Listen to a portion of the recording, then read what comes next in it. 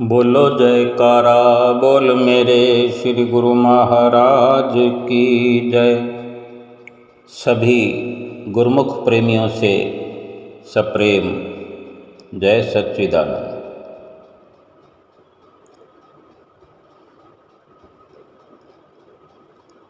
जीवन में जब बहुत कुछ ऐसा लगता है कि अब कुछ नहीं है जीवन में, ऐसा लगने लगता है कि समाप्त हो गया। कभी हम यहाँ रहना नहीं चाहते, यानी जीना नहीं चाहते।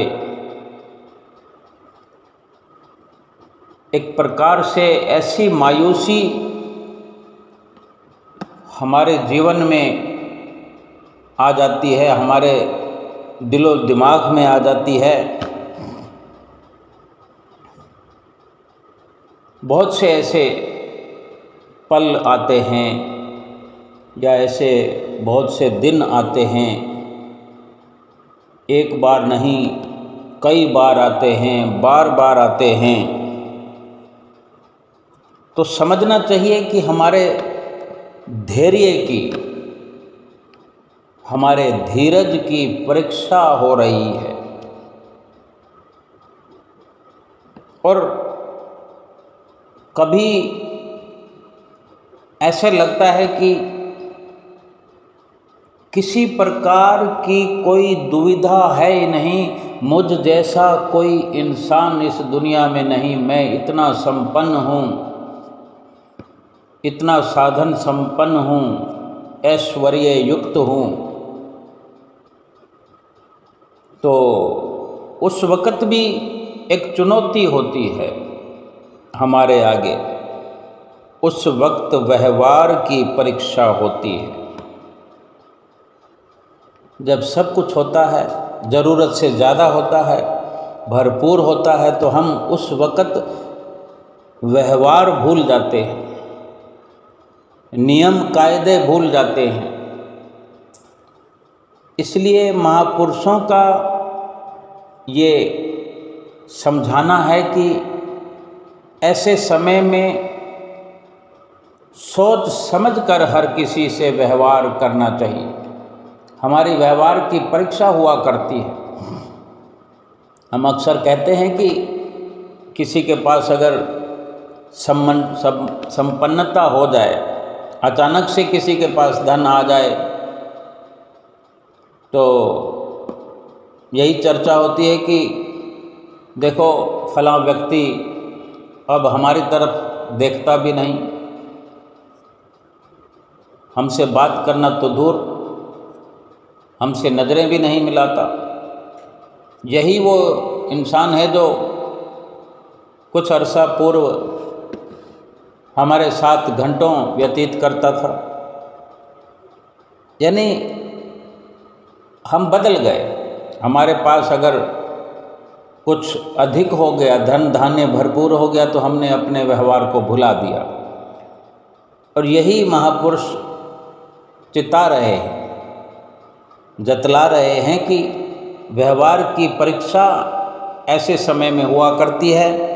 और जब कुछ नहीं होता, हमारे पास बहुत सारा अभाव हो जाता है, कोई दुर्दशा हो जाती है, उस वक़्त धीरज धारण करने की ज़रूरत होती है, सहनशील बनने की ज़रूरत होती है। क्योंकि धैर्य की उस वक़्त परीक्षा होती है। उस वक़्त अपने आप को संयम में रखना ज़रूरी होता है। संयम खो देने पर भी हम अपना अहित कर लेते हैं, किसी दूसरे का अहित कर देते हैं। और अगर ऐसी स्थिति में संयम रखते हुए, धैर्य रखते हुए समय व्यतीत किया जाए, तो कोई भी परिस्थिति एक जैसी तो रहती नहीं है, बदलाव तो हो ही जाता है। लेकिन धीरज रखने से और अपने व्यवहार को कुशल रखने से मंगल ही मंगल होता है। और धीरज के साथ व्यवहार कुशल होना, ये दोनों एक साथ बनाए रखना चाहिए।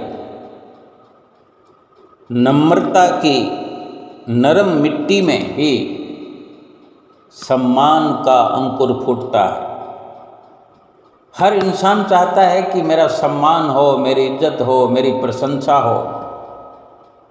तो ये चाहने की या ऐसी मांग करने की बजाय अगर हम अपने आप को व्यवहार कुशल रखें, धैर्य धारण किए रहें, तो फिर मांग करने की ज़रूरत नहीं है, चाहने की ज़रूरत नहीं है। क्योंकि जहाँ विनम्रता है वहीं पर सम्मान अपने आप है। लेकिन अक्सर ये देखने में आता है कि हम अपने जीवन में बहुत बड़ा काम करते हैं दूसरों की कमियां ढूंढने का, किसी को नीचा दिखाने का, किसी में बुराई ढूंढने का, निंदा करने का, चुगलियां करने का। कमियां बेशक ढूंढा करें हम, कमियां ढूंढना अच्छी बात है, लेकिन संत महापुरुष फरमाते हैं कमियां ढूंढने की शुरुआत ही अपने आप से करना चाहिए। बुराई ढूंढने की शुरुआत अपने भीतर से करना चाहिए कि मैं कितनी बुराइयों से भरा हुआ हूँ, मेरे भीतर कितनी कमियां हैं। जब सारी कमियां या बुराइयां अपने भीतर से हम गिनती कर चुकें, तब किसी दूसरे का भी नंबर लगाया जा सकता है। लेकिन शुरुआत अपने आप से हो। अगर ये महापुरुषों के वचन हम मानकर चलते हैं तो यकीन करने की बात है कि हमें किसी और के अंदर कमियां या बुराइयां देखने का पूरे जीवन में अवसर ही प्राप्त नहीं होगा। क्योंकि हमारे स्वयं के भीतर इतनी कमियां भरी हुई है, इतनी बुराई भरी हुई है, इतने ऐब हैं हमारे अंदर कि गिनते गिनते थक जाएंगे और ये जीवन कम पड़ जाएगा, जीवन व्यतीत हो जाएगा। लेकिन ये एक लाभ अवश्य होगा, क्योंकि हम संतों महापुरुषों की बात को जो मान रहे हैं, उनके कथन पर अगर हम अमल कर रहे हैं, तो कमियां गिनना जो हम अपने अंदर शुरू करेंगे, अपने भीतर की बुराई को आंकना शुरू करेंगे, गिनना शुरू करेंगे, तो वो बुराइयां बाहर निकलती चली जाएगी। शर्म से हमारा सर झुकने लगेगा अपने ही आप के आगे, और नई बुराइयां, नई कमियां हमारे अंदर प्रवेश ही नहीं करेगी। क्यों? अभी हम पहले वाला जो हिसाब किताब है वो करने में लग गए हैं, और बार बार संतों महापुरुषों की ओर ध्यान खींचेगा, बार बार उनके वचनों पर ध्यान जमता चला जाएगा। हमारी सुरती बार बार संतों महापुरुषों की नज़दीकी प्राप्त करना चाहेगी, एक लटक लग जाएगी। क्यों? कि उनके वचनों पर चलने से हमें पहला ये लाभ हो गया कि दूसरों की कमियां निकालने से हम बच गए, दूसरों की बुराई देखने से बच गए, और अपनी बुराइयां और कमियां जो हमने देखी, जो इस प्रकार का हमें अवसर मिला सतगुरु की कृपा से, उनके वचनों की मदद से, उनके वचनों के प्रकाश में ये देखने का अवसर प्राप्त हुआ। फिर हमें और कुछ संसार की ओर झांकने की जरूरत ही नहीं रह जाएगी, क्योंकि ये अपने आप में इतना बड़ा कार्य है कि जब इस और रुझान हो जाए हमारा, यानी कमियां बुराइयां तो भीतर ही देखी जाएंगी, और जब भीतर पहुंचने का जो हमारा ख्याल पुख्ता हुआ और फिर हमने भीतर महसूस किया कि कमियां भरी पड़ी हैं, बुराइयां भरी पड़ी है, ऐब विकार सब भरे पड़े हैं, बड़ी दुर्दशा है हमारे भीतरी वातावरण में, तो हमें अंदर से ही फुर्सत नहीं मिलेगी और उस वातावरण का सुधार करने में हम लग जाएंगे। और जहाँ सुधार होता है वहाँ सफलता अवश्य होती है।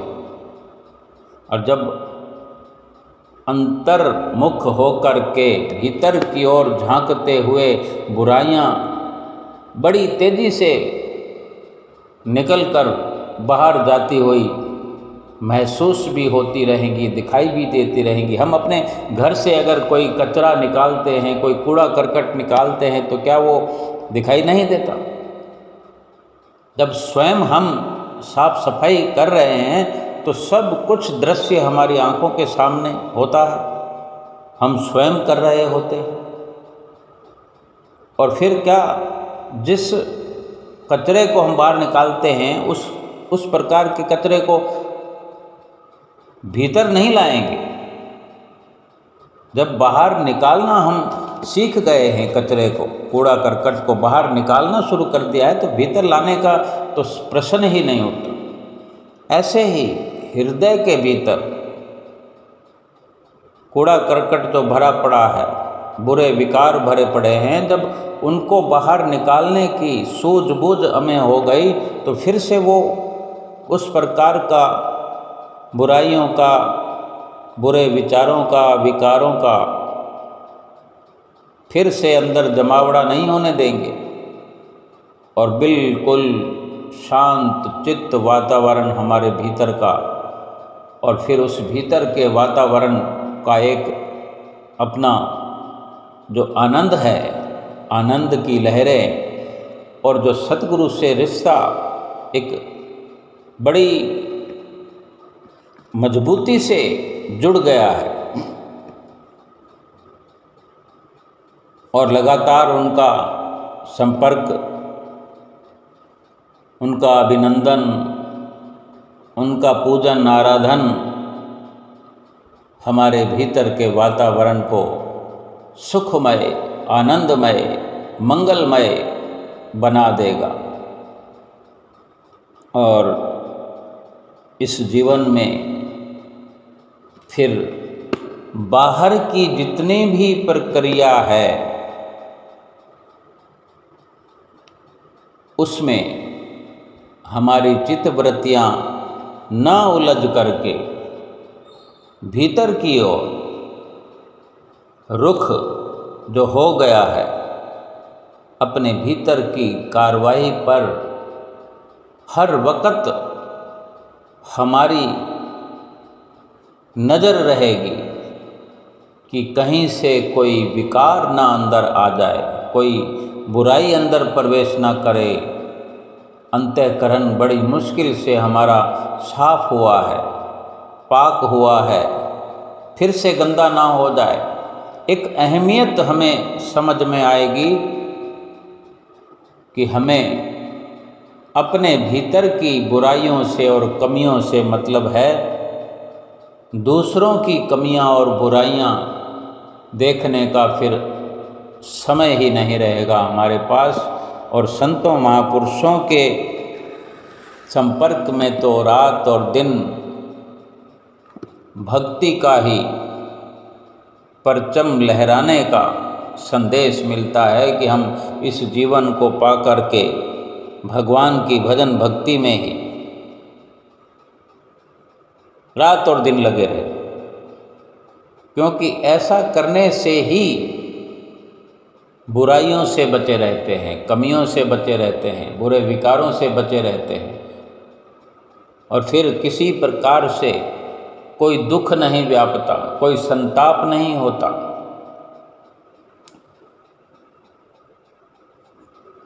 शरीर के अंदर अगर कोई बीमारी हो तो डॉक्टर एक्सरे करवाता है, अल्ट्रासाउंड कराता है, एमआरआई करवाता है। बड़े यंत्र हैं नाप तोल करने के, बीमारी को जांचने के, परखने के, देखने के, बड़ी बड़ी लैब्स हैं। लेकिन बुराइयां देखने की, बुराइयां किसी एक्सरे में आ जाए, अल्ट्रासाउंड में आ जाए, ऐसी लैब तो कोई डॉक्टर नहीं बता सकता। इसके वैद्य जो हैं वक़्त के संत सतगुरु हैं। यही वे डॉक्टर हैं जो भीतर की बुराइयों की बीमारी के बारे में बताते हैं और इसको निकालने की भी तरकीब बताते हैं। फीस कुछ नहीं, कहीं कोई एडमिट नहीं होना, शरीर की तरफ से कुछ करने कराने की ज़रूरत नहीं, कुछ खर्च करने की ज़रूरत नहीं, सब का सब भीतर का भीतर ही हुआ चला जाता है। फीस के रूप में अपना समर्पण भाव, अपने आप को हवाले कर दो, अपने आप को संत रूपी जो हमारे श्री गुरु महाराज जी हैं, ये रूहानी डॉक्टर हैं, अपना सर्वस्व इन्हीं को समर्पण ही कर दो, सभी कुछ उसमें आ जाएगा। एकदम साफ सुथरा करके हमें एक पाक साफ पाक पवित्र जीवात्मा बना करके हमें एक प्रकार से इस सच्चाई से वाकिफ़ करा देंगे कि अब तक हम क्या कर रहे थे। जब तक सतगुरु के वचनों पर हम नहीं चले थे, जैसे सतगुरु की शरण मिलने से पहले, सतगुरु के वचनों पर विश्वास होने से पहले संसार जो हमारे लिए सब कुछ था, घर परिवार, रिश्तेदार, कुटुंबी, मित्र, संबंधी, कहते हैं किसी एक्सरे में भी वो जख्म नहीं नजर आते हैं जो अपने ही देते हैं। अपने नज़दीक से नज़दीक रहने वाले भी ऐसे जख्म दे जाते हैं जो हम समझ नहीं पाते। जीवन भर सालते रहते हैं वो जख्म, उनका इलाज ही नहीं हो पाता। ये कोई शरीर पर लगने वाले जख्म नहीं है जो बाहरी आंखों से दिख जाए। ये कोई डॉक्टर के आगे जाकर दिखाने के लिए या डॉक्टर किसी मशीन में डालकर हमें या एक्सरे कराकर किसी भी प्रकार से वो देखे कि भाई अंदरूनी चोट है, बाहर तो कुछ नहीं दिखता, कुछ समझ में नहीं आएगा उसको।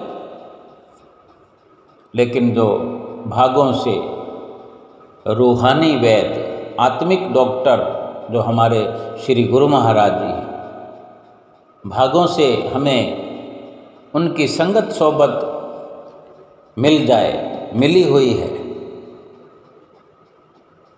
कहते हैं कि आदमी को अमीर होना चाहिए। चारों तरफ एक ही आवाज़ है, सब चाहते हैं कि हम अमीर बन जाएं, एक दूसरे को सलाह भी देते हैं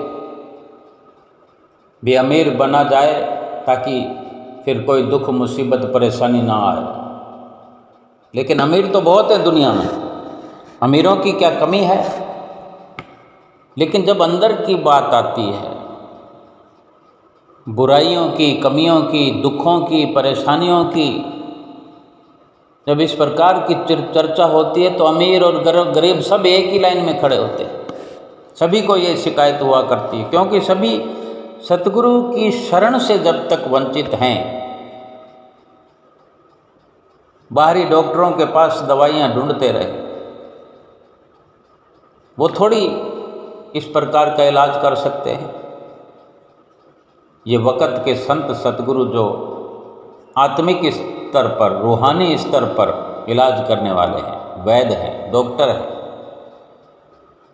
जैसे ये बीमारियां नज़र नहीं आती, ये जख्म नज़र नहीं आते, ये बुराइयां नज़र नहीं आती, ऐसे सतगुरु के बताए हुए नुस्खे, उनकी बताई हुई दवाई वो भी नज़र नहीं आती, क्योंकि सब भीतर का भीतर है। बस उनके वचन ही दवाई है, उनकी हिदायत ही परहेज है। यानी उनके वचनों पर चलने से, उनकी आज्ञा को मानने से अंदर सब रोग ठीक कर देते हैं, दुरुस्त कर देते हैं। कहते हैं कि आदमी को अमीर होना चाहिए, और सतगुरु इशारा करते हैं, अलग अलग प्रकार से उदाहरण देते हैं, और इशारा यही होता है कि आदमी अमीर हो या ना हो, लेकिन आदमी में ज़मीर होना चाहिए। जब जवाबदारी और जिम्मेदारी का बोझ कंधों पर आता है, तब थकने और रूठने का अधिकार खत्म हो जाता है। जब तक संतों महापुरुषों के वचनों पर हम अपनी समझ को शामिल नहीं करते, अपनी जो चतुराई है वो संतों महापुरुषों के चरणों में समर्पित नहीं करते, उनके वचनों पर विश्वास नहीं करते, तब तक ही हम ये कहते रहते हैं कि नहीं, हमें समय नहीं है, संसार से फुर्सत नहीं है, ज़्यादा देर सत्संग में हम थक जाते हैं, भजन सुमरन करने से थक जाते हैं, आरती पूजा में भी खड़े थक जाते हैं, दरबार में आने के लिए भी हमें समय नहीं है, काम काज बहुत है। लेकिन संसार की जब जवाबदारी और जिम्मेदारी कंधों पर उठा रखी है, तो संसार के लिए क्या थकते नहीं हैं हम? थक तो रहे हैं, लेकिन संसार के लिए उसी को सब कुछ समझ चुके हैं हम, उसी को सब समझ रखा है, उसी में लाभ देख रहे हैं।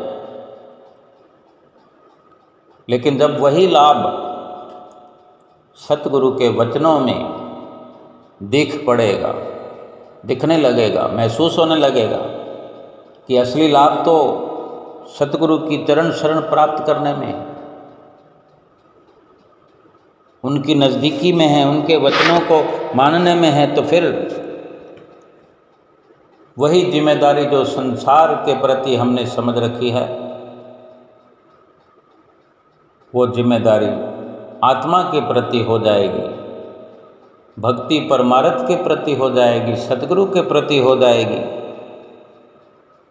फिर कोई थकान नहीं रहेगी, समय की कमी नहीं रहेगी, लेकिन उल्टा हो जाएगा। फिर सुरती संसार से हटकर भीतर की ओर, आत्मा की ओर, आत्मा के बारे में चिंतन हो जाएगा। आत्मा के लिए ही हर वक्त कार्रवाई शुरू हो जाएगी।